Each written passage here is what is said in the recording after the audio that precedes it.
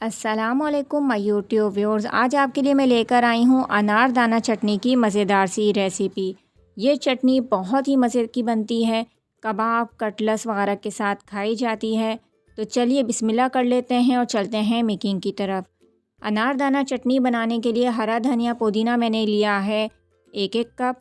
अनारदाना half cup मैंने लिया है, धो के इसको हमने खुश्क कर लिया है। लहसुन के कुछ जवे चाहिए होंगे 10 से 12 अदद। कुटी लाल मिर्च 1 टीस्पून। ज़ीरा हमने यहाँ लिया है 1 टेबल स्पून। नमक आप अपने टेस्ट के मुताबिक लेंगे, मैंने हाफ़ टी स्पून लिया है। 5 अदद मैंने यहाँ पे ली हैं हरी मिर्चें। तो ब्लेंडर मशीन में सबसे पहले हम हरा धनिया पुदीना धो के डाल देंगे, ज़ीरा कुटी मिर्च और नमक भी हम इसमें डाल देंगे। लहसुन के जवे मैंने काट के डाले हैं, हरी मिर्चें हम यहाँ पे काट के डाल रहे हैं और आखिर में हम डाल रहे हैं अनारदाना। और कुछ हम डाल देंगे थोड़ा सा पानी हस्बे ज़रूरत 1 से 2 टेबल स्पून।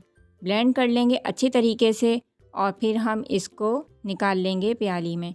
तो देखें आप कितनी ज़बरदस्त चटनी कितने कम वक्त में हमारी तैयार हो चुकी है।